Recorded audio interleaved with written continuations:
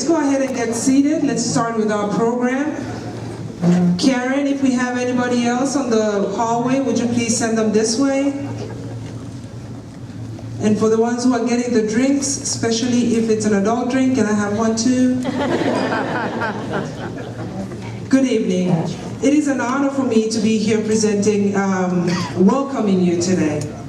And I'm doing this on behalf of the Arlington Black Chamber of Commerce, which is led by Charles Jackson, our fierce leader.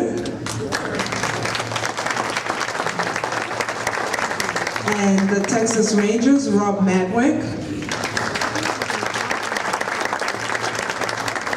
Thank you all for taking time to come out this evening. I can assure you that our planning committee spent tireless times trying to make sure that they have a program that is filled with events. There'll be opportunity for networking, for getting advice. I even heard that there is a thundering speech that will be coming on. There is even entertainment. And no, I will not be dancing. I showed them a few moves and they asked me to sit down. So let me briefly tell you about the Arlington Black Chamber of Commerce. It's in its 6th year of providing assistance, support, and representation for African American entrepreneurs, minority business professionals, and the African American business community.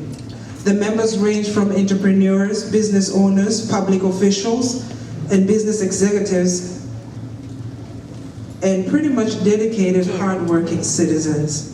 My name is Jolene Musongo. I'm the president of Akari Management Group. We are champions in helping minority firms participate in construction projects. Currently, we are working on, you see those cranes across the street? The new Texas Rangers ballpark, the new ballpark, we're working on that, making sure that there is minority and women-owned participation. We actually did a presentation.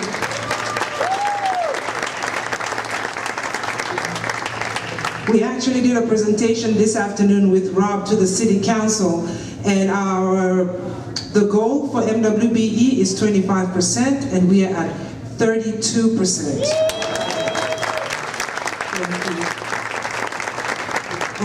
On professional service, we have 28%, and on construction, we have 34%. And hopefully that number will still be climbing. Now, you might ask, how does a small firm such as Akari Management Group get a project such as big as this, Texas Rangers, right? So, yes, we do hard work, yes, we do good work, but also having relationships with chambers and organizations such as this is very important.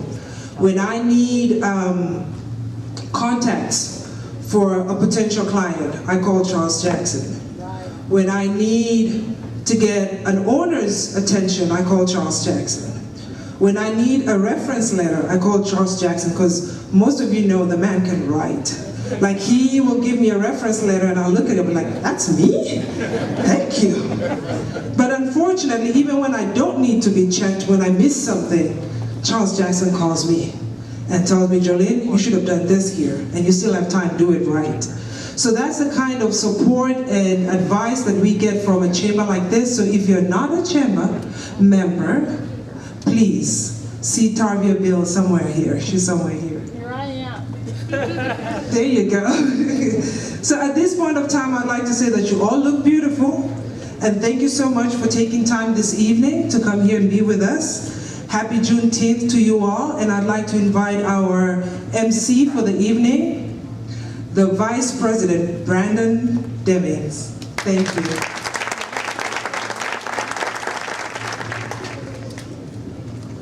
Good evening. Hold on.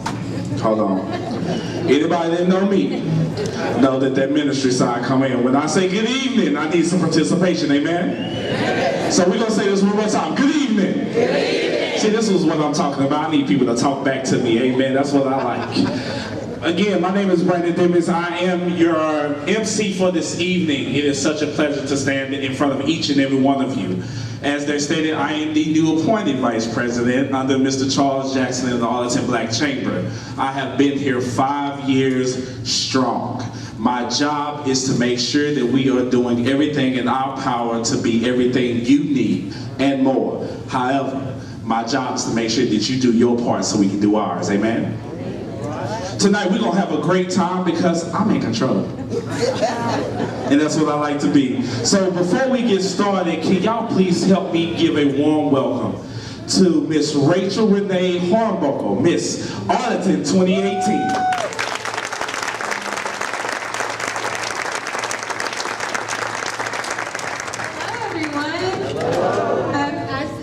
My name is Rachel Hornbuckle, and I am Miss Arlington, USA 2018, which is such an honor for me, especially because this is the city that basically raised me. And it's so nice to see some familiar faces who literally saw me grow up in this community and are still seeing me grow because I'm not done. But I'm just so honored to be here, especially on behalf of the city of Arlington, and to celebrate Juneteenth with you all. This is such a momentous day in history, and I would not be standing here if it did not happen. But I just wanted to tell you guys a little bit about myself. I am 25 years old. I just graduated from the University of Alabama School of Law, and I'm studying for the bar, so I'm a little stressed. But that's all right, because I'm going to pass. Please send up some prayers. Last year was actually my first year to compete for Miss Texas USA, and I made it to the top 15 out of 98 girls.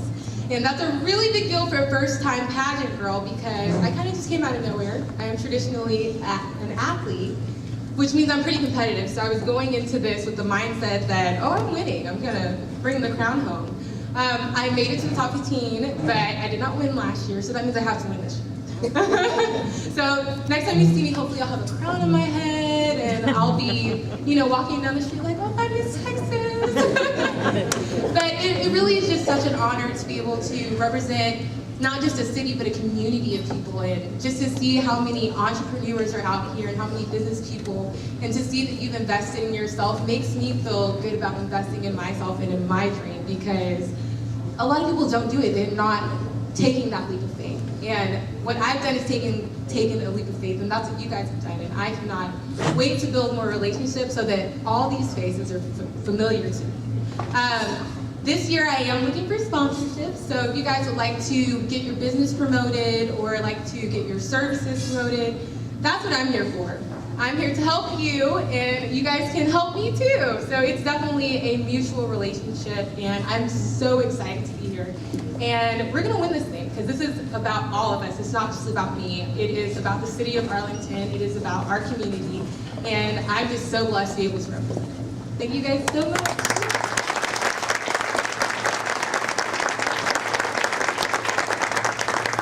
Thank you, Ms. Hornbuckle. I would also like to recognize all of the Arlington dignitaries and special guests of tonight. Any of our city officials here in the room tonight, please raise your hand. You don't necessarily have to stand. I know you had a hard day. Any chamber members, other than myself? Okay, we're going to move forward. And now I would like to bring a great friend of mine on up, the powerful, the anointed, Mr. Michael Evans, pastor of Bethlehem Baptist Church, to do our invocation.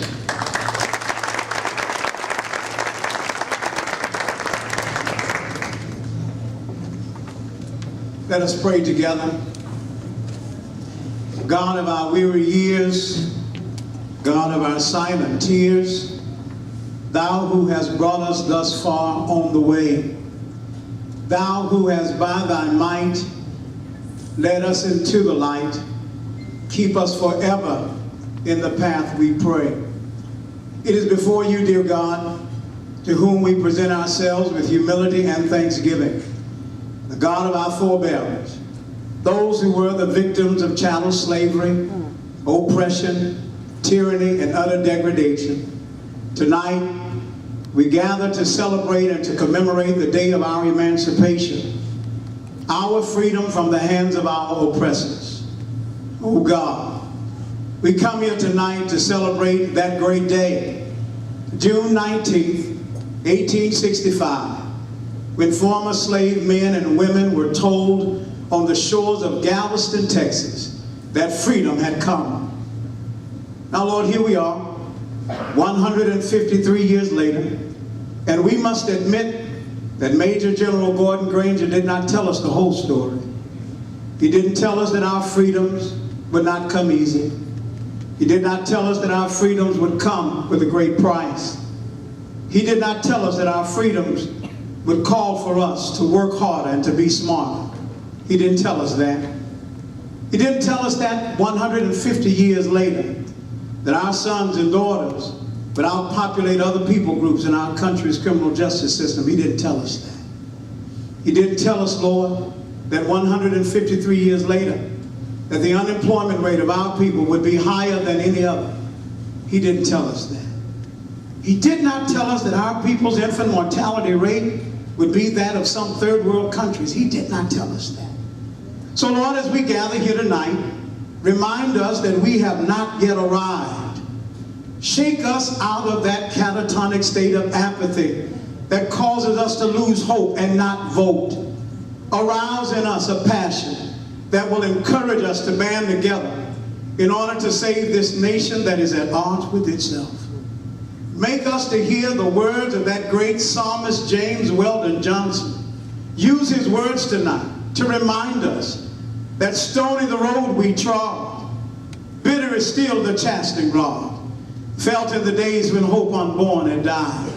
Yet with a steady beat have not our weary feet come to the place for which our Father sighed. Oh God, on a night like this, remind us that we have come, treading our path through the blood of the slaughtered, out from the glooming past, till now in 2018, right here in Arlington, Texas. Now, right now, we stand at last where the white gleam of our bright star, it is cast. It is in the most holy and high name of our God that we pray this prayer. Amen. Amen. Amen.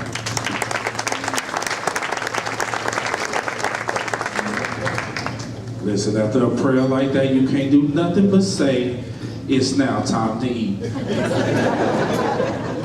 Fellow women and men, the buffet is now open unto you. Please rise and go get something to eat.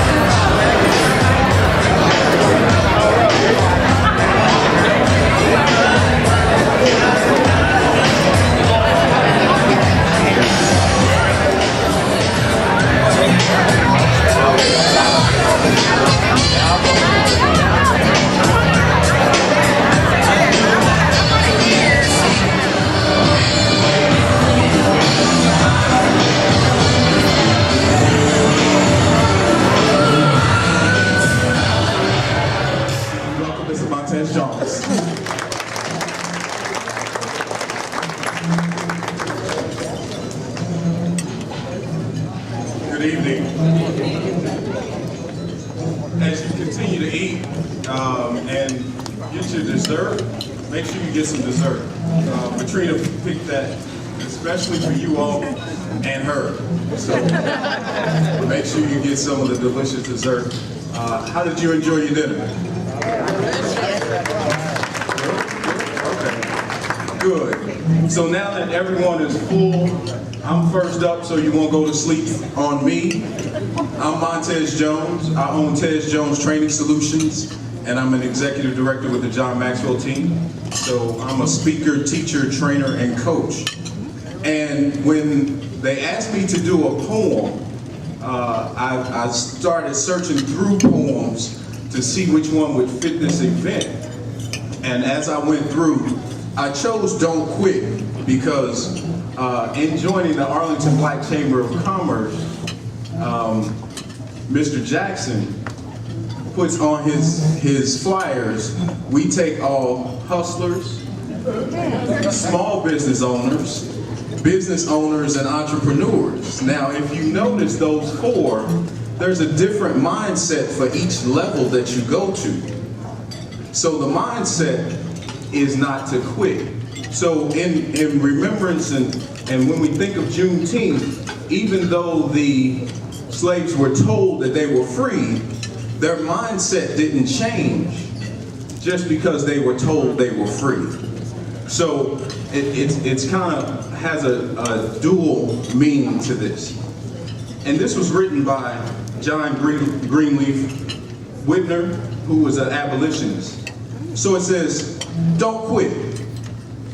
When things go wrong, as they sometimes will, when the road you're trudging seems all uphill, when the funds are low and the debts are high, and you want to smile, but you have to sigh. When care is pressing you down a bit, rest if you must, but don't you quit. Life is queer with its twists and turns, as every one of us sometimes learns. And many a failure turns about when he might have won had he stuck it out. Don't give up though the pace seems slow. You may succeed with another blow. Success is failure turned inside out, the silver tint of the clouds of doubt. And you never can tell just how close you are. It may be near when it seems so far. So stick to the fight when your heart is hit. It's when things seem worst that you must not quit. Thank you.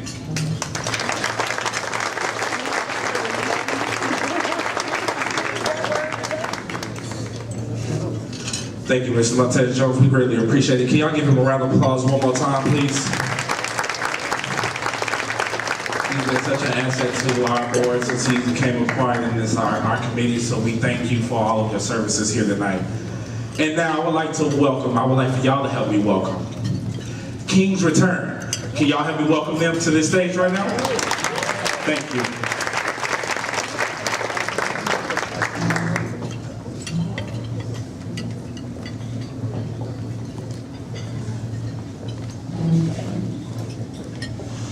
There is a quiet place far from the rapid pace where God can soothe my troubled mind. Sheltered by tree and flower there, in my quiet hour with Him, my cares are left behind.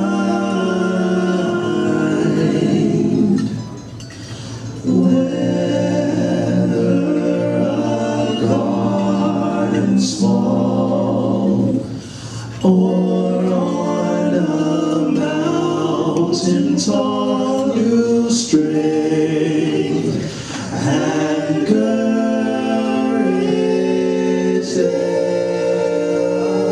I find. Then from this quiet place I go prepare to face a new day with love for all mankind. For all mankind.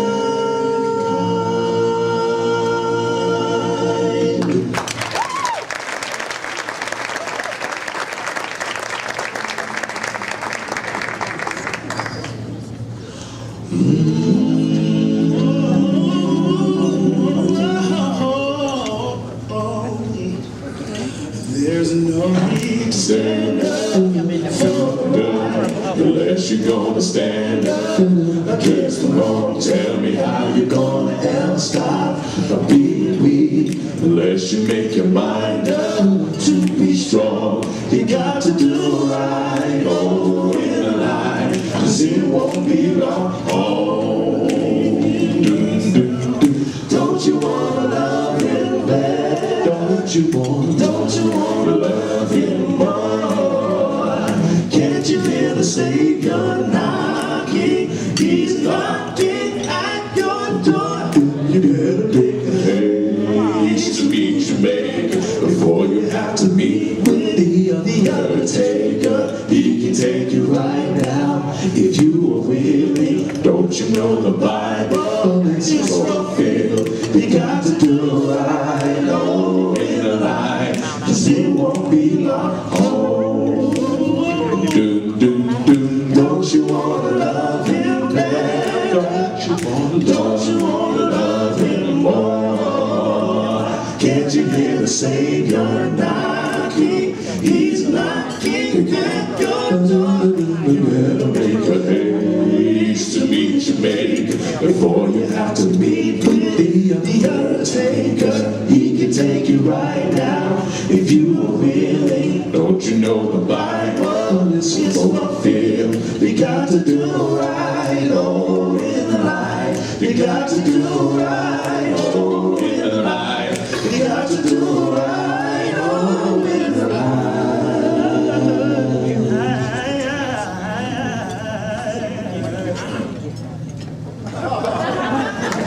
It won't be long.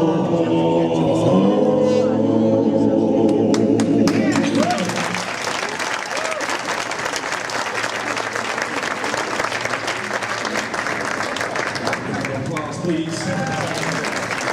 Well, y'all can sing. I didn't say sing, I said sing. That's what your grandma used to say, right? Sing. That's what they can do. Let's move right along in the program.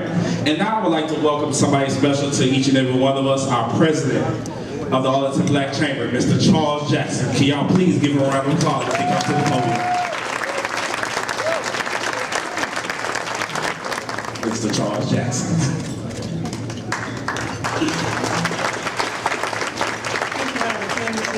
The kid gloves because I'm just an old broken down ball player with a bad back. But when we got this thing started, the vision that we had was one of full participation. One where we didn't have to struggle and fight just for information. So from the very beginning, we've been very successful at closing the information gap. So our goal since then has been trying to close the opportunity gap. And we've been rather successful at that too. We've had our best year to date. Even in January of this year, we were recognized as the Group and Individual Impact Award winners for the City of Arlington, the MLK Committee. And we've helped several of our members.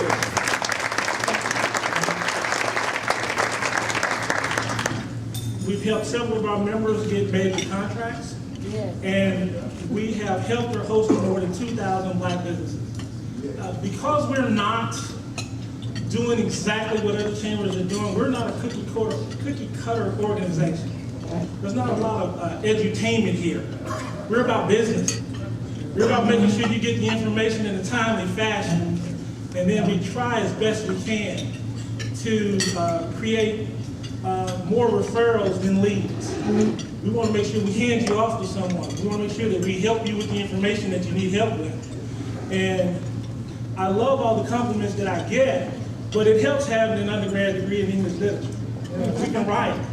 And our number one saying that I've been harping on for 8 years is that documentation beats conversation any day. So regardless of what the policies are, regardless of what's said, regardless of what's done, it's about the paperwork, it's about documentation, it's about getting those checks in. So I'll be brief, as I promised I would. But I'd like to encourage each and every one of you to not only join our chamber, but join our mission. So thank you for coming out and have a good day.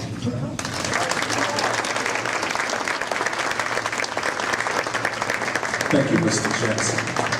And now I would like to welcome our sponsor and co-host of this evening, the Texas Rangers Baseball Club Vice President, Mr. Rob Madwick. Second Vice President.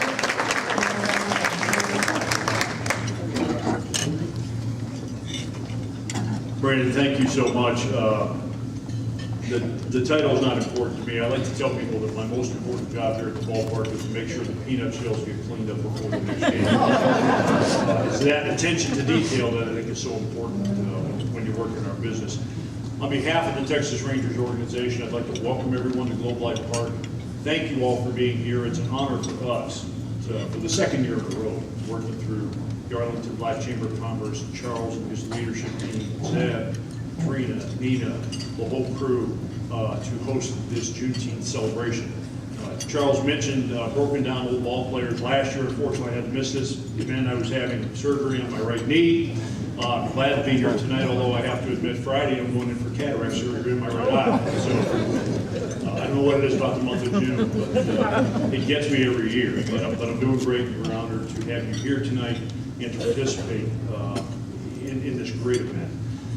Jolene had mentioned that earlier this afternoon we gave a presentation to the City Council, which we're doing quarterly for that little project across the street.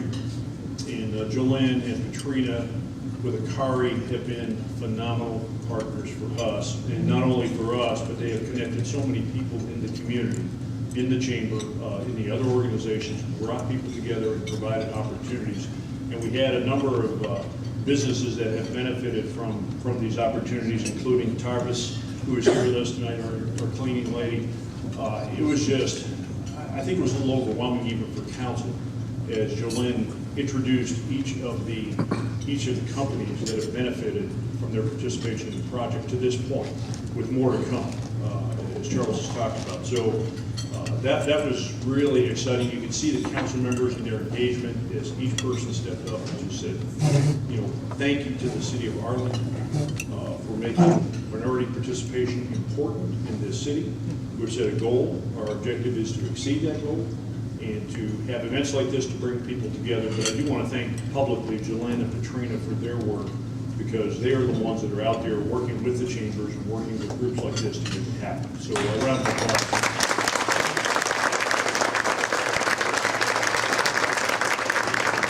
And it certainly really dovetails into this nice program. I've had the opportunity to meet our guest speakers in pathways for others, and lifting as we climb, or certainly what Jolene and Katrina are doing for us. We're all doing it together, and I'm thrilled and honored, and quite frankly humbled to play a very small role in that. So thank you very much for being here tonight. I hope you enjoy the evening. I hope you come back to the ballpark often as we build a bigger project across the street. We want everybody to know that building, because it has a roof, because we're going to be able to do things there, it's intended to be used 365 days a year, not just for Rangers baseball games, but for all of this great community. So thank you very much, and let's enjoy the evening.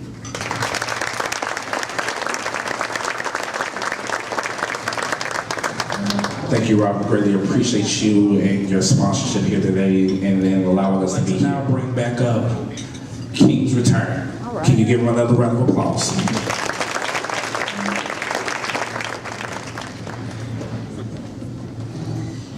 Lord, I will lift my eyes to the hills, knowing my help is coming from you. Oh,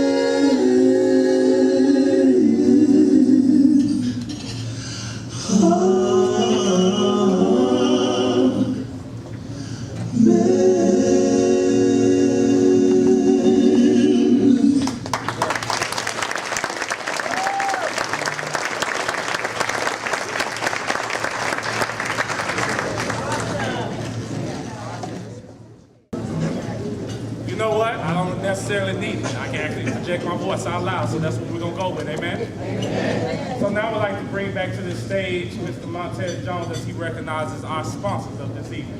Mr. Montez Jones, can you please join me on this stage? Give him a round of applause.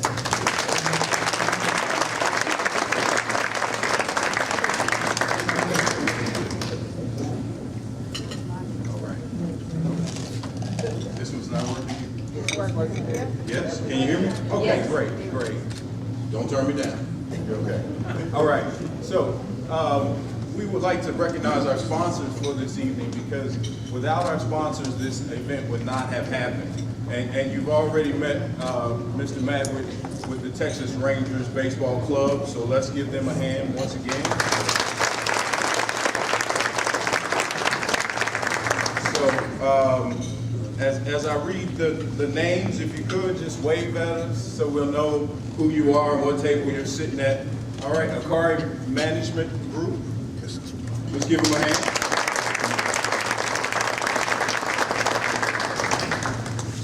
AD Fort Worth Child Care. There we go. Alliance Geotechnical Group. Alliance.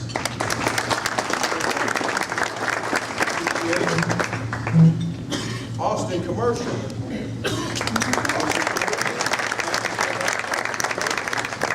Colonial Savings Bank. These are not in any particular order, so please don't grab me afterwards. I don't fight, I run these days. And then if you catch me, then I'm just gonna lay down. Conrail?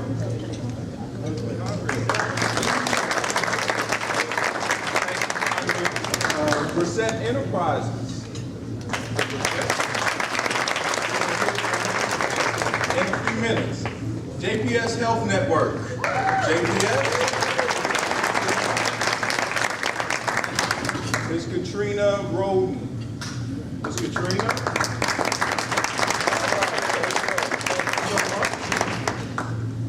Kemp and Sons. So Mr. Kim Roden. Elsync Logistics. Elsync, okay. Manhattan Construction. Creative Parties and Events. Momentum Mechanical. NTTA. Okay, well thank you NTTA. Tarrant County College District. Bills, who is the cleaning lady. She's here somewhere. Mr. Greg Ellis also. Okay. He didn't make it. No, I saw you earlier. All right, Ted Jones Training Solutions, that's me. Got all that swag. All right, United Way of Tarrant County.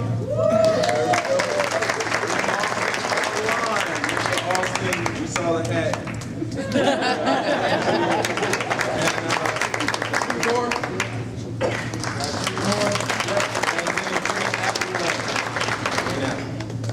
All right. So, and we thank the sponsors because, like I said, without the sponsors, this event would not happen. So thank you so much for sponsoring us. And what we try to do as a chamber is make sure that leadership is taken care of. And like Mr. Jackson, he has instituted a leadership moment in every meeting that we have, a 5-minute leadership moment. So if you come to the meetings, you'll get that plus a bunch of information. All right, thank you.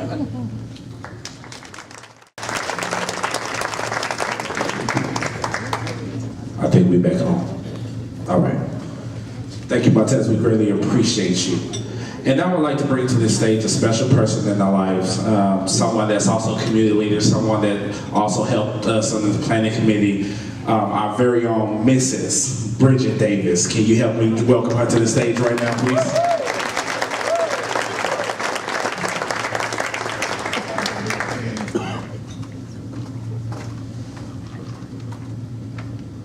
Thanks, Brandon.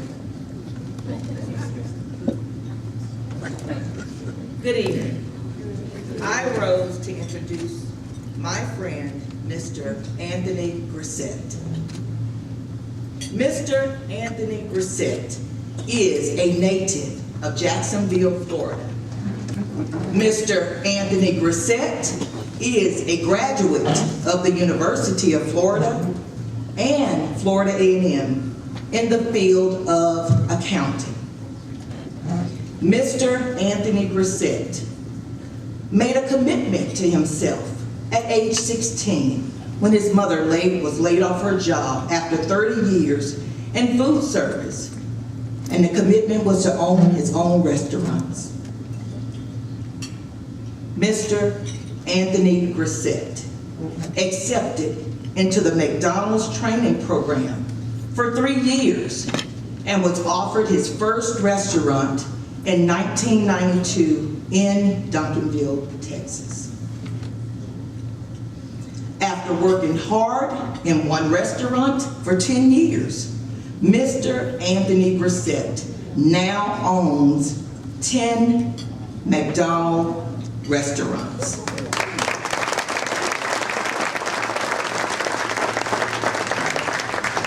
With over 450 employees in Arlington, Irving, and Hillsborough. Mr. Anthony Grissett and his lovely wife, Amanda, have been married for 35 years, and they have 3 beautiful children who are involved actively in their family business. Mr. Anthony Grissett is a member of New Life Fellowship, where he serves as a greeter. Mr. Anthony Grissett serves on the Ronald McDonald House Charities and is the president of the West Zone of the National Black McDonald's Owner-Operators Association. Mr. Anthony Grissett, a man who respects and treats his employees like they're his family and empower them to embrace their God-given potential.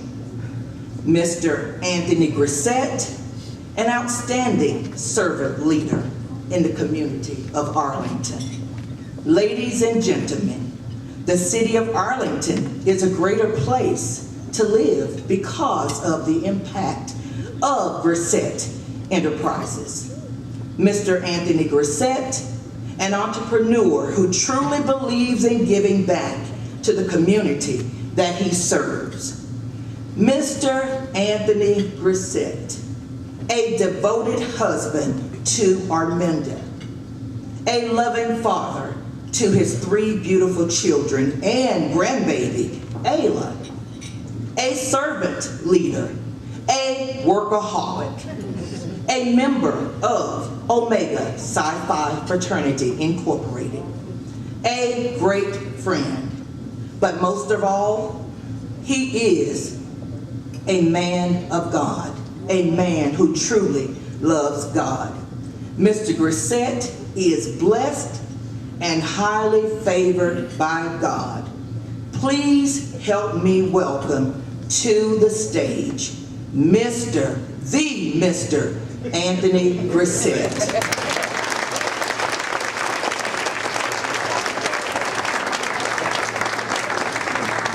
Greetings, everyone.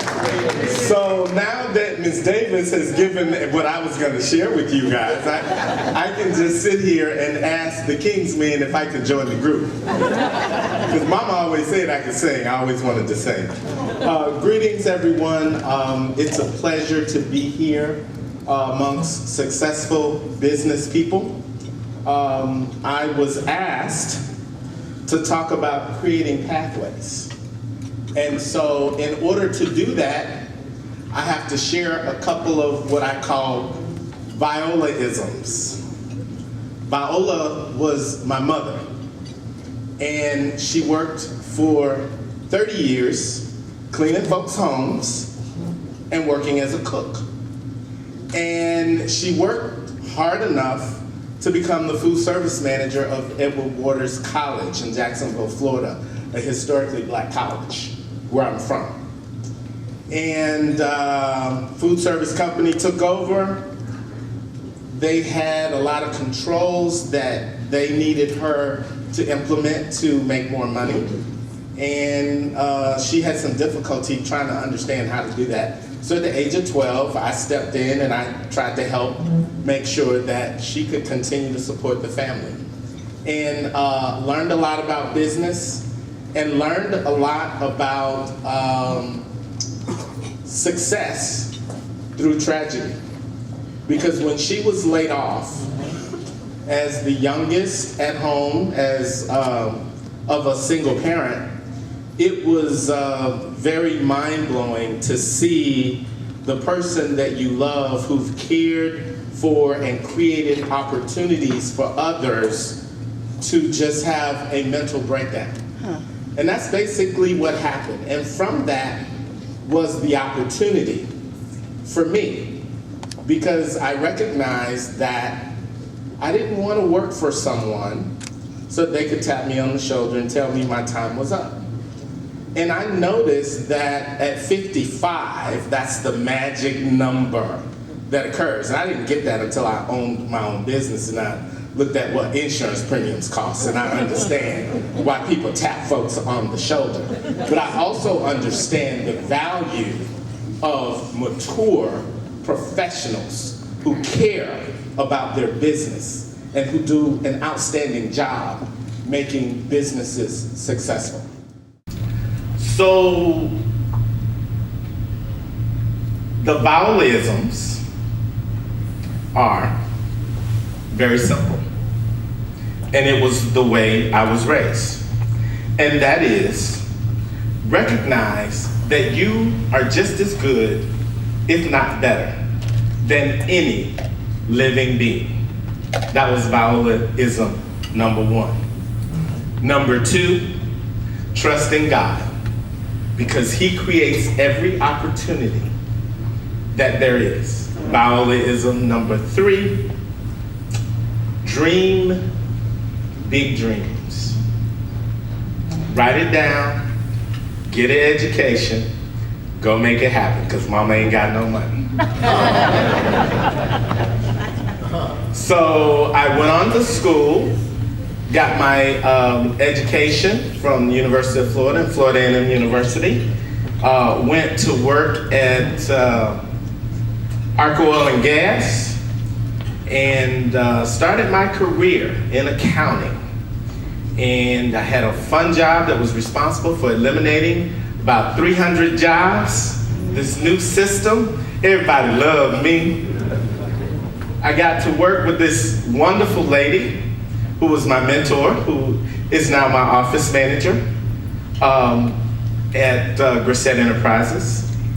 And somewhere along the way, I talked to my mom about this young lady I had dated in college, and she told me, you need to get on your knees and pray that God will send you a wife. And I said so lovingly, Mom, I love you, I've got to go now. Because I thought that was the most ridiculous thing I ever heard. And then within a couple of weeks, I went through this incredible loneliness. And one of my frat brothers called me up one day and said, hey, I met this young lady at a text teller machine. They worked at Texas Instruments together. And he said, I don't have money to take her out on a date. Can I come by? I said, sure, I love to entertain. And so there God gave me my beautiful wife of 35 years. Thank you, baby, for putting up with me.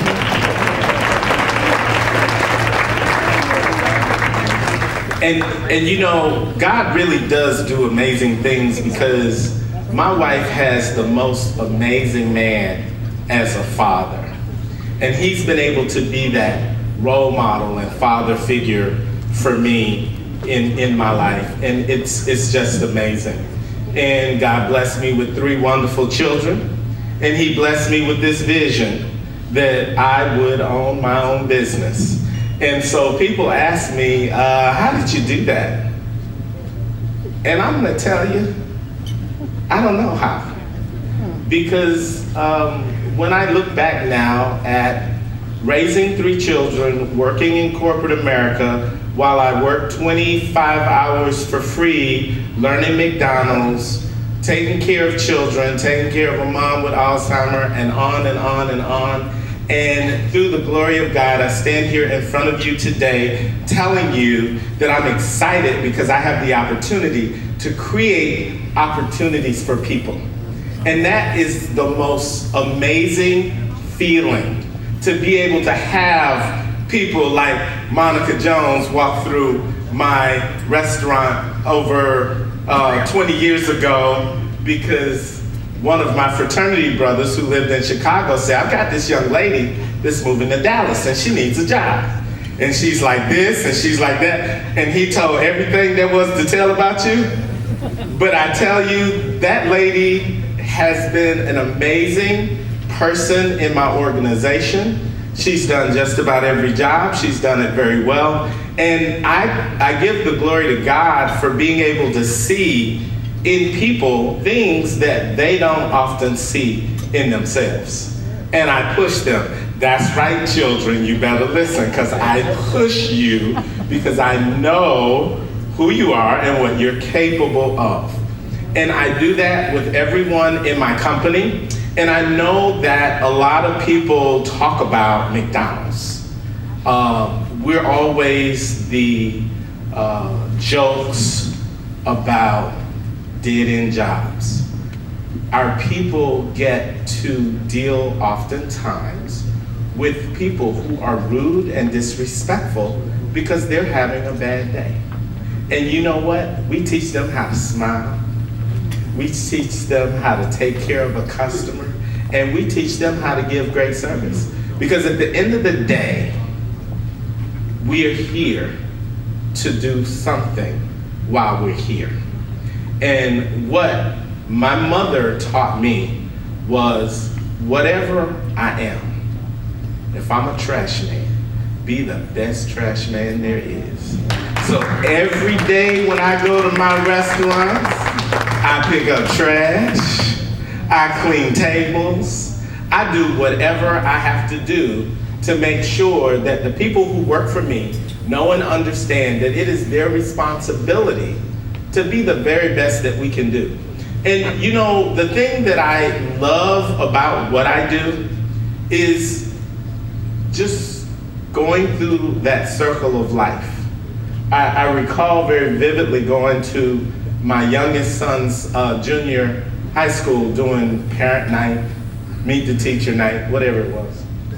And I walked into one of his classrooms, and one of the teachers who later became an assistant principal said to me, Mr. Grissett, do you remember me? I used to work for you at that sublet restaurant. And to be in the mall and have people stop and say, you know what?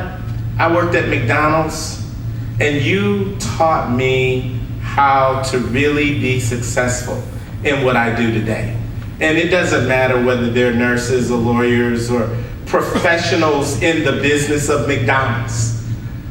What I'm proud that I have the opportunity to do is to create pathways for people of color, people that are any color, it doesn't matter. My objective is to teach people how to be the very best that they can be. I was at my restaurant one night doing the overnight, and I watched this lady, and I watched how she worked. And I thought, wow, this lady really cares about the business. And a week or so ago, she came to my office to pick up some new uniforms with her 2 kids. And I shook their hands and I congratulated them because their mom does such an amazing job. She's now an overnight supervisor for Grissett Enterprises. And when I think about the fun of creating those opportunities, when I think about, although people may joke about McDonald's, when you consider that we have a program that will pay up to $3,000 per year for people to go to college and get their degrees and do whatever it is that they may dream that they want to do. I know that I have lived the life that I was put here to do. And I thank my God, I thank my mother, and I thank y'all for coming to McDonald's every time you get an opportunity. And it's wonderful to look at this beautiful stadium right here in Arlington, in my hometown. And so who do I need to talk to about a McDonald's up in there? Just raise your hand. Thank you very much.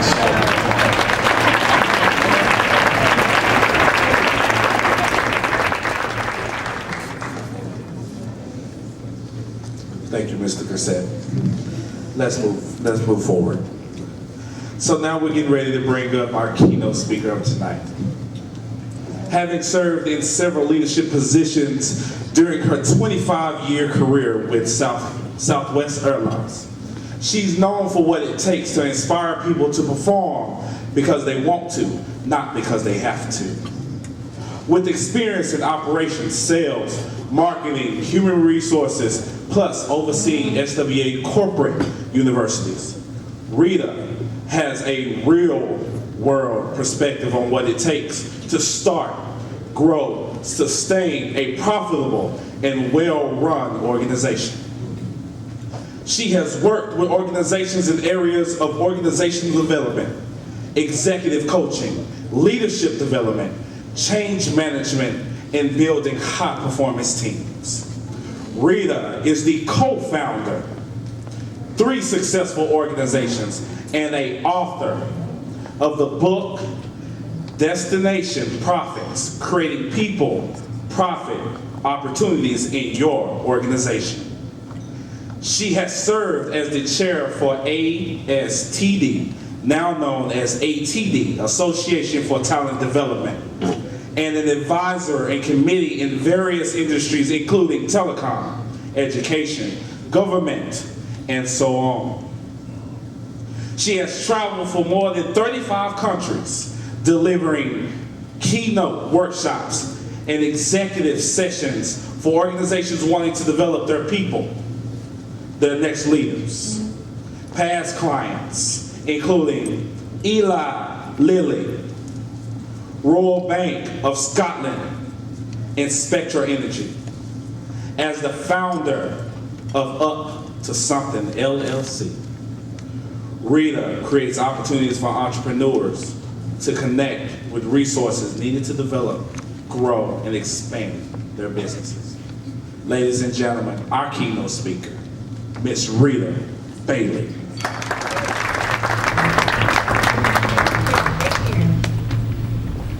Well, sitting next to my friend Mary German, she told me that she expected me to deliver a thunderous, now I've never had that, presentation tonight.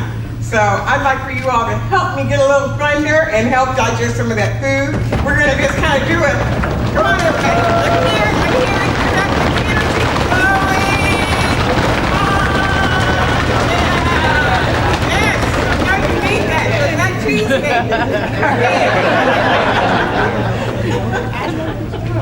Is that one on? I like to walk around, so let's see. Is it on? No? Okay. It's all right. I can walk around and stay here too. So it's my pleasure. I really haven't spent a lot of time in Arlington, Texas. I live down the road in Carrollton, a suburb of Dallas. I've been here since 1982.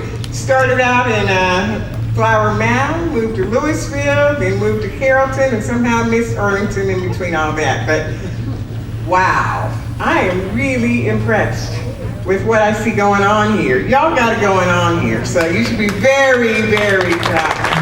And I think I'm gonna be spending a little more time in Arlington, Texas, so when I was thinking about this presentation, I thought, you know, it's Juneteenth, and it is about freedom, right? And as has been said earlier today, we have this notion of being free, but you know what? The worst fear that I have is that we're not free in our minds. we're still not there yet. We still got a lot of work to do. Here you go. So I was thinking about freedom and how it would tie to this message of lifting others up. Because so often, it's about getting yours, right? It's like, we got ours, you gotta get yours, instead of thinking about how we can help other people. So I thought back to when I was a little girl, and I had a lot in common with Mr. Grissett. And my mom also was the mother of 6, a single parent. She raised us all after my father passed. So a lot of wisdom from there. A lot of which I didn't take advantage of, and I really didn't appreciate at the time that I was growing up. But isn't it true that as you get older, your parents get smarter? Yeah, I knew there was hope for my son when I remembered that, because now I'm starting to get smarter now that he's getting older. But when I was a child, I was a dreamer. I was one of those kids who, well, first of all, this is my 65th year, so I'm really excited, and I praise the Lord. I mean, I woke up this morning, I'm happy, okay? And I'm proud of it. My grandchildren love to say that because they're going, Grandma, you still have energy. I'm like, okay. So when I was a little girl, though, I was a dreamer. And back in the day, it was like you could do 2 things. You could either be a teacher or a nurse. That was what was expected. And so when asked what I wanted to be, I said, well, I want to be a nurse. And my mom asked me once, she says, well, what do you think a nurse does? And I said, well, she sits behind a desk and tells everybody what to do. I don't know where I got that, but anyway, as my life went on, that's what I really ended up doing later in life. But as a dreamer, I used to look at places in magazines and on TV, and I'd think to myself, God, I'd love to be there on that beach. I'd love to go on that boat. I just had these visions. And my mom, and I just thank God for her. She passed last February, but she's still with us. And she always said to all of us, you can do anything you want. I love it. Don't quit. You don't even think you can't. And it didn't even matter. So I was one of those children who got in trouble for talking. It was like, instead of be seen, not heard. I didn't buy into that. So I always talked, and I'll never forget when I finally started getting paid to speak, I called her, and she still didn't really know what I did. And I said, I get paid to speak now. And she said, really? And I said, so I'm glad I didn't stop talking when you told me to. But I never thought for a minute that I couldn't do things. And I was very independent. Being the oldest of 6 children, I felt like I had to set the example. I felt like I had to be the first in everything, right? They all followed me. They followed my teachers. They followed, any community work that I did. Everything was about, oh my God, are you going to be like your sister Rita? So my siblings didn't really like me much early on because they had to follow along. And, even at that time, when you think you're not helping people, you really are helping them. And I have a lot of things I want to share with you in terms of how people lifted me up and how we sometimes don't even realize how we're being lifted. And now, at this point in time in my life, it's that time to give back and to be deliberate and to be intentional about giving back. And so that's a message that I don't think we can learn too early on. So many of us have been diminished and dismissed, and we are in a dark place, where we feel like there is no hope. And so this message of lifting others up is not just about, as a successful entrepreneur, you're going to help other people be successful. This is about helping people every single day. We have the opportunity every single day. They're all around us. It could be the next door neighbor who just lost their job. It could be that kid that knocks on your door selling Girl Scout cookies. It could be a friend who's decided to go into ministry. It could be that colleague that says, I'm gonna step out on my own and start my own business. And so we hear those conversations every single day. And oftentimes we dismiss it. We go, great, good luck. Hope you make it. Instead of thinking about what wisdom do I have that I can share that might just help them. And it's the little nuggets in life that get us from here to there, right? It's not just always giving somebody money or giving somebody lots of time, but it's really our knowledge. It's listening to them. It's appreciating them. It's acknowledging them. And so as I thought about who are the people, who have I had in my life that's helped me along the way? And it started with my mom, because without her messages as a foundation of you can do it, I don't know that I would have tried. I don't know that I would be the person that I am today. And I still hear that whisper when I feel like I'm challenged or that I really need that extra push. I can still hear her words ringing in my ear. So I'll bet every one of you here has somebody that you can think of that at some point in your life gave you that little nudge, right? Gave you that little lift, gave you that word, gave you a smile, gave you a hug, whatever it is to lift you up. Can everybody remember somebody like that? Yeah. And then you think about yourself and you think about, who have I helped lately? Who have I helped lately? Really? And we take it for granted sometimes because you are who you are. And sometimes you don't do these things for gratitude. You don't do these things to be acknowledged for them, right? You just do it because it's who you are. And that's the best way to be. So blessings come from so many different sources. Okay, is it working? Can you hear me? Okay, good, I can move. I felt trapped. But our blessings come from so many sources, and we never know where the blessings are going to come from. And it's interesting. I've become so much more aware, whether I'm in the grocery store, I'm in the parking lot. I was in the store recently, and it was a store where they actually come out and help you bring your grocery and put it in the car.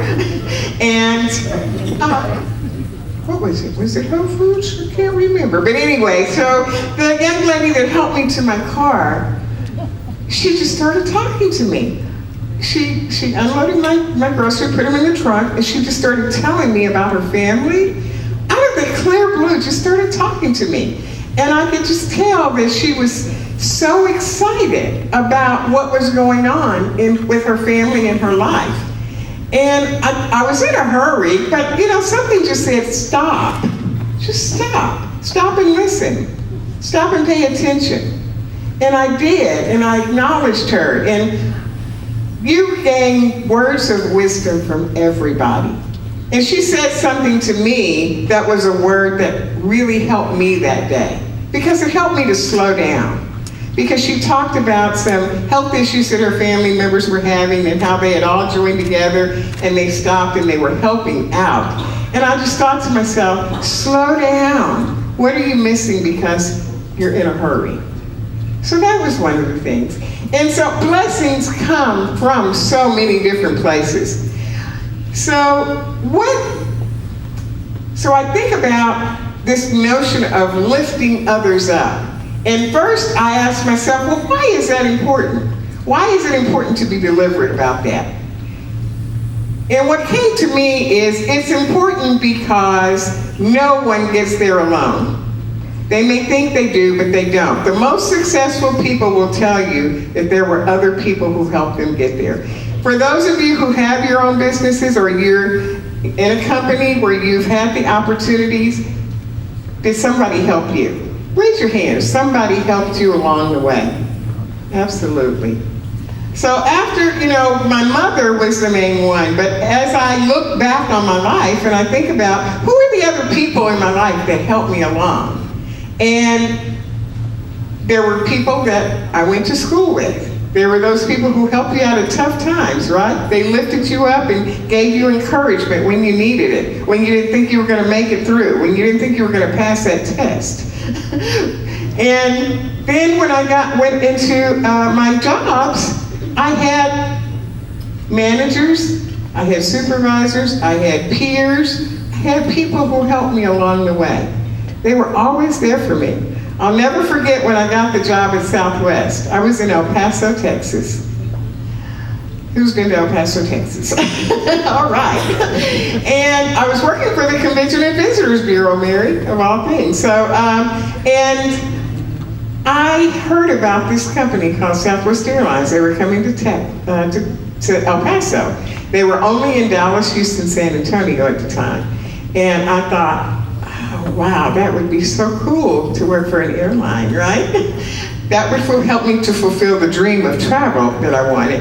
And so I went out on my lunch break and I actually applied. And they said to me, well, Rita, we've hired all the people that we need and we'll keep your application on file. When you hear that, what do you usually think? Yeah, they're never gonna call me, right? Yeah, we've heard this before. Well, I was surprised when I got a call 3 days later and they said, we are interested in you coming to work for us. And it was interesting in the interview because the job that I was applying for was not the job I really wanted. I was applying for a ticket agent at the airport. But what I really wanted was sales and marketing. I wanted to be a salesman. I wanted to get out and sell stuff. And they were encouraging enough to say, well, if you get on with this company, we promote from within and we'll help you. So they weren't put off by the notion that I was applying for a job beyond the job that I was actually interviewing for. So they called and said, well, if you're still interested, we've got the job for you. And I said, well, what happened? And they said, now, many of you might remember Southwest Airlines in the 1970s early on. You remember the uniforms they wore? They were hot pants and go-go boots, okay? And the young lady they hired, the job that I got, her boyfriend said, no way you're wearing that uniform in public. So I didn't tell my husband at the time. I just said, guess what? I got a job working at an airline. And I proudly put on my orange hot pants and go-go boots. And off I went. 25 years later, I thought about her and I said, I hope they lived happily ever after because... So sometimes you got to take a risk, okay? When the opportunity is there, sometimes we have to seize it. You know, there's the joke about the person who said, you know, God, I just want an opportunity. Just send me a sign. Just give me an opportunity. You know, they sent a plane, a boat, a train, a person. I mean, all these signs, and we miss it. Because we're waiting for what we think is the right thing, right? Well, that's not exactly the mode that I thought I'd get there. So I knew I wanted sales and marketing, but I did my 1.5 years on the ticket counter. And it was invaluable for me because what I learned was how to interact face to face with people, sometimes in not so nice situations with flights of late, right? But it gave me the great foundation that I needed to move on from there. But because the people that hired me said, we believe in you, and I had the confidence, and they had the trust to say, you know what, if you stick around, you'll be in sales and marketing. I get a call one day, 1.5 years later, and they said, are you still interested in the sales and marketing job in El Paso? And I said, yeah, but there's a person already here. They said, she's not going to be there much longer. And I said, oh. They said, because she has a problem being on time and being disciplined enough to, because it was a job that was unsupervised. You were there by yourself. So again, the opportunity, somebody said to me, we believe in you, you believe in yourself, we're going to give you the opportunity. And that's how I got in sales and marketing. 12 years at Southwest in sales and marketing. And you know, again, the opportunities and the blessings just keep coming. I get a call one day and they said, well, we're going to expand your territory to Lubbock, Amarillo, Midland. This is back in the day when oil was flowing. And they didn't really need commercial airplanes there because they all had private jets. So I'm going into a market now where I have to actually convince them they should fly on Southwest when they have private jets. And they just thought, and again, people, when you believe in yourself and you're confident and you don't think you cannot do it, I said, I can imagine this, folks. It was the 70s. I've got the big afro. I'm looking like Mod Squad, okay? And I'm going into Lubbock, Midland, and Amarillo, and I'm so naive, I just don't even have a clue, right? I'm like, I'm just me. They're gonna love me, okay?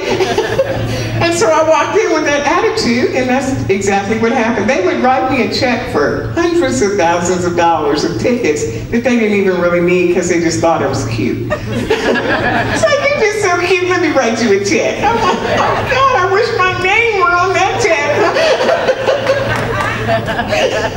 So you just, sometimes we take ourselves too serious, right? But people will lift you up if you give them the opportunity. Sometimes we block our own blessings. We block our blessings. So, as life went on, I had several different positions there at Southwest, and each one, I think to myself, oh my God, was I even qualified for this? Regardless, and none of us are qualified for the jobs we're in until we get in it, because it's never what we thought it was, right? And it's what you make it. It's what you make it. Because at the end of our days, nobody's going to stand there and deliver your eulogy and say, gosh, Rita really, she attended so many meetings. She was just really, she was really a good worker. They're going to say things about you, the person, and who you were, who you are. So think about that now. What do you want people saying about you? Well, I said my mom passed last February, and I'm the oldest of 6, and she was the last of her siblings. And so as we each got up to say our remarks, I thought to myself, oh my gosh, we are the elders. How can that be? 65 is the new 40, right? I can't be an elder. But I just had a grandson that turned 21, so I guess, wow. So, but as I stood there and the pastor said wonderful words. He said, the first act is over. He said, but it's time for the second act. And we are the second act. And so as I looked out over my family members and friends, and I saw the children and the grandchildren and the cousins and all the folks, I thought, it really clicked that now you have to set the example. You have to very deliberately set the example and help them. They're shining stars out there just waiting to be lifted up. And they're going to be looking to us now as the elders. And I'm sure all of you have people in your families and people that you know that you are the person they're looking to. We think about mentors as being people who volunteer to be and who agree to be our mentors. But oftentimes, mentors are people that don't even know they're mentoring you because somebody's always watching.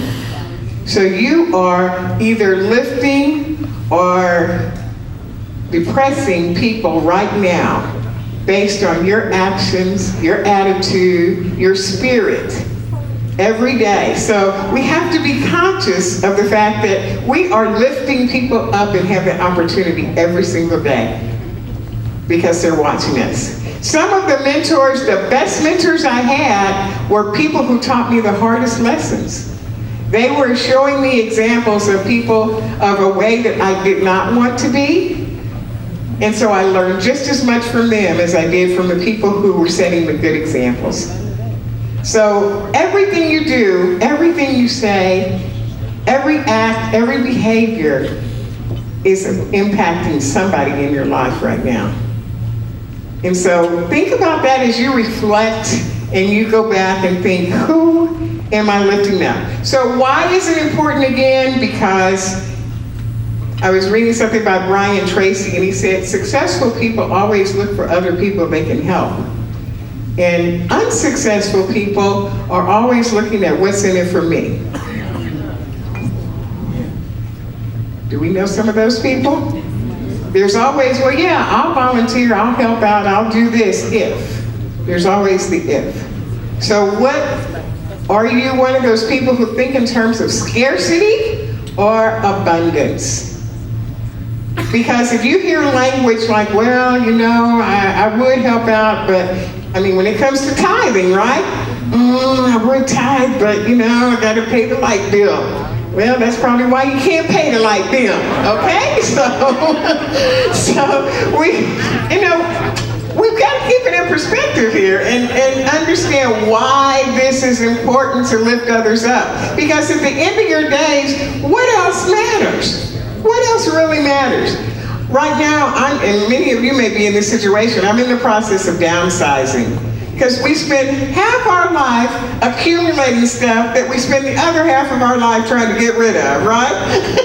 The house is too big, I got 2 storage sheds, I got, you know, it's like, why? Why do we have all that stuff? So now it's like we're trying to get rid of it. And I think you have to shed other things too. We've acquired a lot of baggage along this journey. What baggage do you need to release so that you can be free to help somebody else get to where they can be? So that's why it's important. What do we do to do this?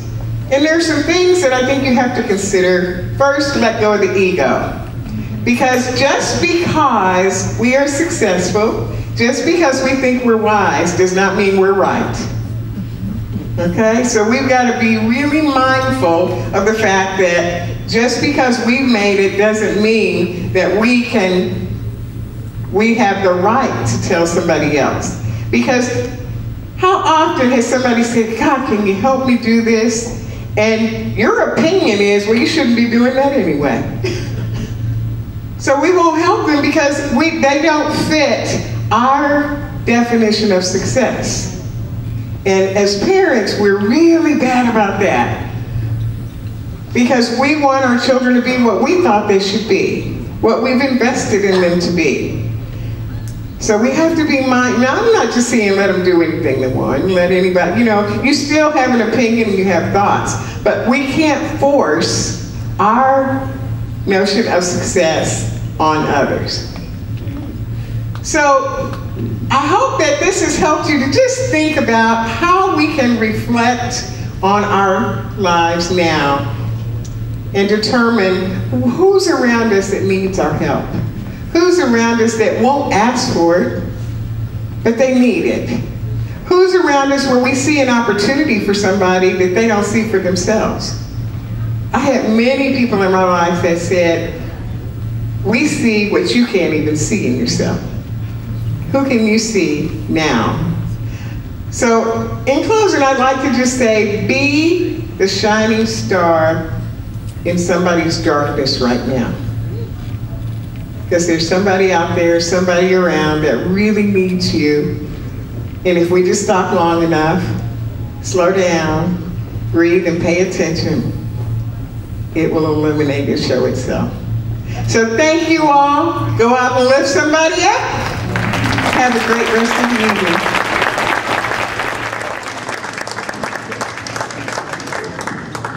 Thank you, Rita. We greatly appreciate you. And now bring it to this stage, our Chairman of the Board, Mr. Zeb Strong, and our Advisory Board member, Ms. Nita Halliburton. Please welcome it to the stage.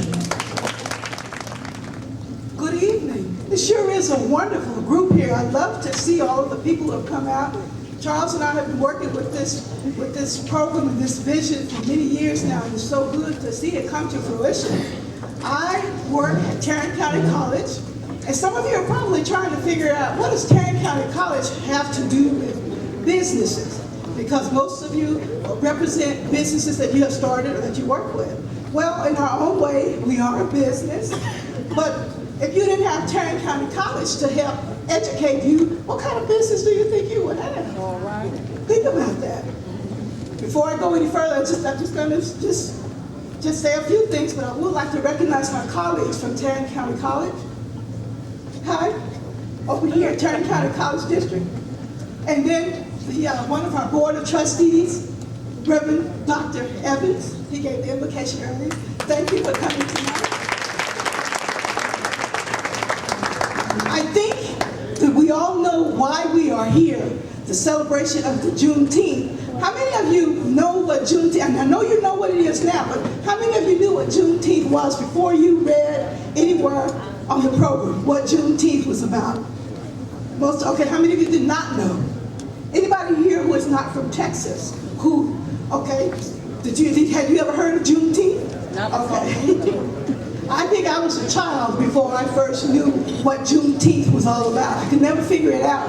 And my Uncle Charlie and my Uncle Doll used to always get together for that famous barbecue, the one where they like to pour beer in it while they take a sip, and then pour some more beer and barbecue sauce. Well, we used to get together a lot for that, for Juneteenth. And I'm so glad that as I've gotten older, I've learned to recognize what Juneteenth is about and what it represents. Because it represents community and the freedom that we had, that we didn't know about in 1865, and how we, through the years, we celebrate that freedom. And one of the ways that we have celebrated and recognized that we come together as a community. In all of these different businesses, in the college, all of us in here, we are a community. We're a diverse community, and we set career pathways. Tarrant County College sets the pathways to help develop some of those businesses. And I'm so glad that you're here. And one other person I just wanted to recognize is Jerletha still here? Jerletha is with the DFW Child Care. Jerletha was one of my students at Tarrant County College. And I'm so pleased whenever I see former students come and they've started their own businesses or they've been very successful. And not to give away my age or anything like that, but I'm very pleased when I see it because I realize we are doing what we set out to do, and that's we're spreading the good news. We're helping each other, and we are becoming a community that's aware of each other. So let's keep up the good work, and thank you again for coming. I'm just so pleased to see you all here. Thank you, Charles. UTA in the house. UTA. All right. I gotta say that I am an alum. I hit this town in August of 1984, coming out of East Texas, out of the farm, had 150 head of cattle and oil wells, and came up in trucks, boots, belt buckle, cowboy hat, and now tonight, I'm wearing shiny shoes. Don't tell nobody. This is the first time I put my son's shoes on. I won't never wear this again. I'm not a shiny shoe person. I'm just not a shiny shoe. I can't do it. I do want to make just a few brief remarks because I know the time is at hand. My good friend, my classmate, Brother Reverend Michael Evans, I love you. Thank you for coming out, always supporting me.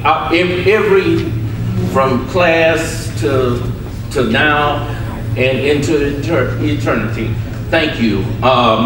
Moving on down, my former students that are here, Tommy Jones, and now Ray Casas. And Ray's not here right now, but Ray has just been hired by the Texas Rangers 2 to 3 weeks ago, brand new. Ray, I recruited him 24 years ago to UTA, and it has come full circle, so I am so proud. Rob, you made an excellent choice. He's gonna do you a great job, and I'm looking forward to working with him, so thank you. And another connection for us.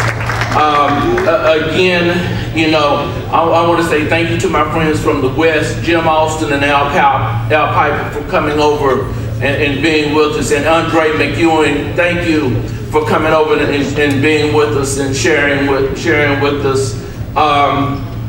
I would like to send out a special big thanks to the organizing and the coordinating committee for this event. You all did an excellent job. Y'all were magnificent. It makes it easy to be a chair when you just read the emails and You look at the text and they're like, we got y'all on the Brandon said, we got y'all on patrol. Move on. Just don't. Charles called me this morning, and for those that don't know, I have back trouble. And so if somebody's gonna go back and tell UTA that I was here tonight, that's okay. Because I didn't go to work because at 11 o'clock I was sitting there on the bed. My back had seized up. And I was sitting there saying, I said, hey, I can't make it. But I told him, I was like, well, I gotta be here tonight. So I had to make a choice. So I prefer to be with you all than to be with them. I got them, you know, and I want you to remember, and I want, especially in today's times, to remember your civic responsibility. Regardless if you join us or any of the other organizations that promote economic opportunity, social justice, or any other type of forward-thinking mindset, this is a time to be involved in the process, not to sit back and wait. Waiting is complacency, and complacency is essentially saying that you give in to what they're thinking. So we need you now. We need you. We need more Brother Grissettes. We need more Brother Pipers and Jim Austin. We need you. We need you more than ever now.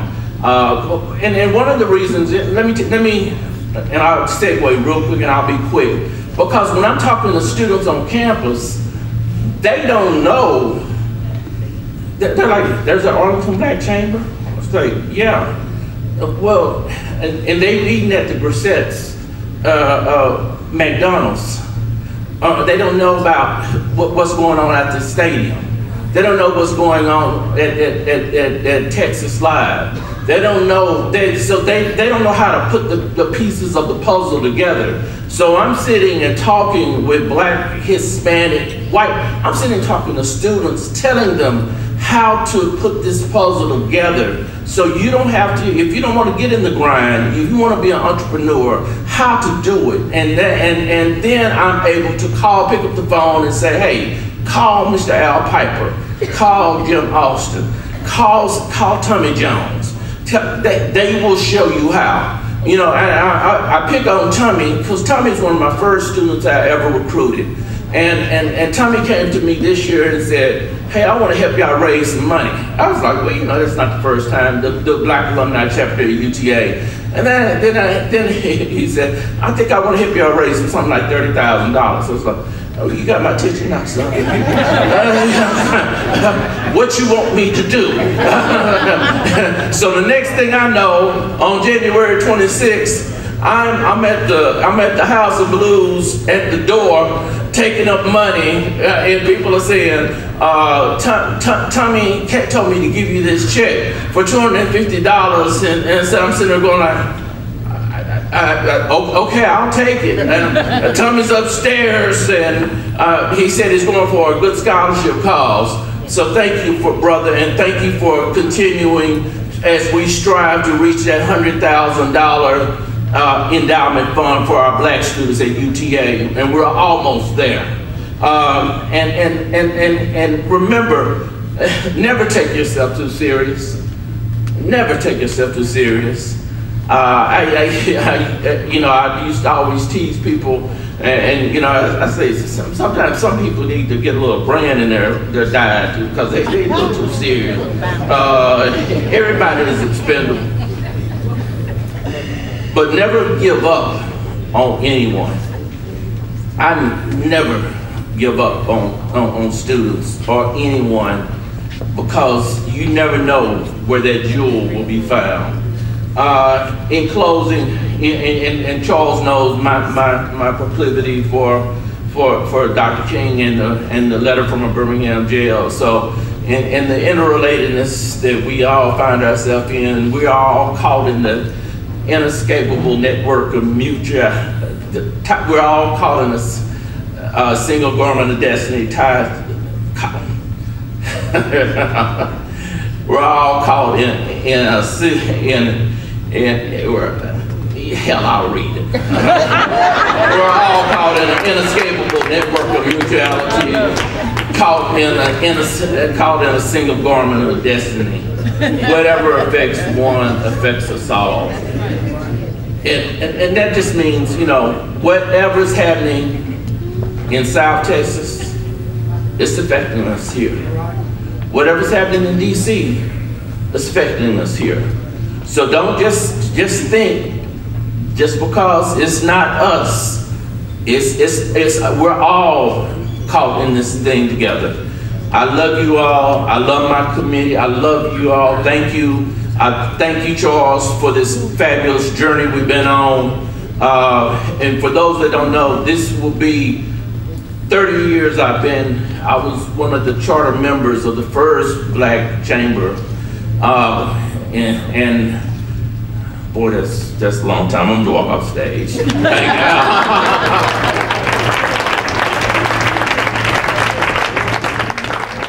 And now I would like to bring some of our Arlington Black Chamber leadership to the stage for a special presentation. Our chairwoman, Ms. Patrina Bonner Higgins. Ms. Bridget Davis. And Mr. Montez Jones. All right, thank you. Hopefully you got those nuggets that were passed on to you from our guest speakers and Mr. Zeb.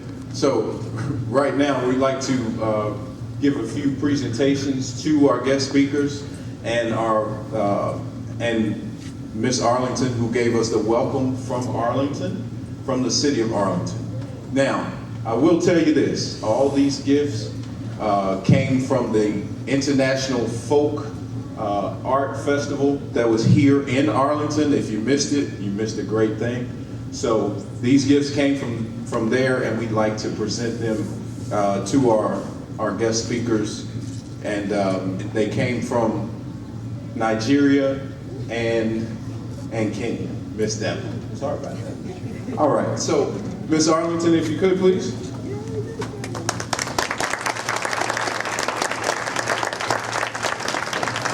Hornbuckle. All right, we thank you so much. Yeah, photo, please.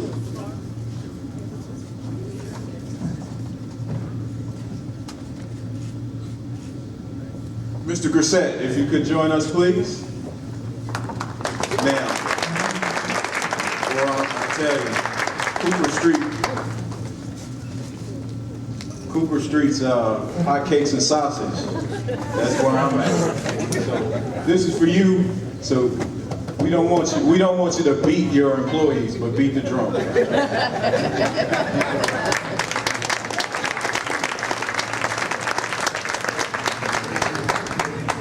right, thank you.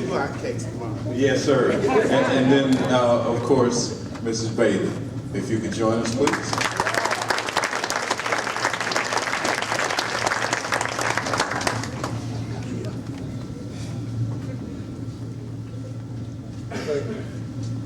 So we thank you so much for being with us and giving us nuggets of leadership. We'll turn those back over to Mr. Brown.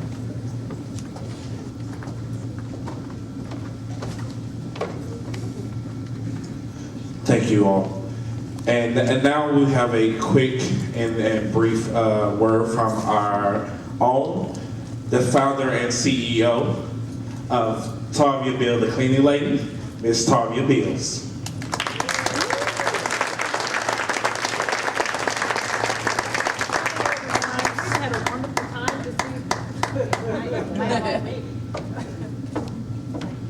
We've had a wonderful time this evening, and I just want to step in for a moment and tell you what the Arlington Black Chamber has done for me. I'm going to try not to get emotional. Today, I was voted Rookie of the Year for my team. I'm very proud of that, and I could not have done that without the Arlington Black Chamber. With Patrina, Charles has fed you with so much information. I remember when I went to my first meeting, I said, I want to do little bitty small jobs. I said, you know, just like little doctor's offices, this and that. Katrina said, no. We're gonna get you HUB certified. You're gonna be WBE. Here I am. Got my first big contract, sitting at the Arlington Black Chamber meeting. Now I'm on $1 billion project. The Texas State. So do not tell me what the grace of God will not do. So we're all in this together. It's enough business for us all. So again, if you're interested in joining the Arlington Black Chamber, I'll be standing over here waiting. Thank you.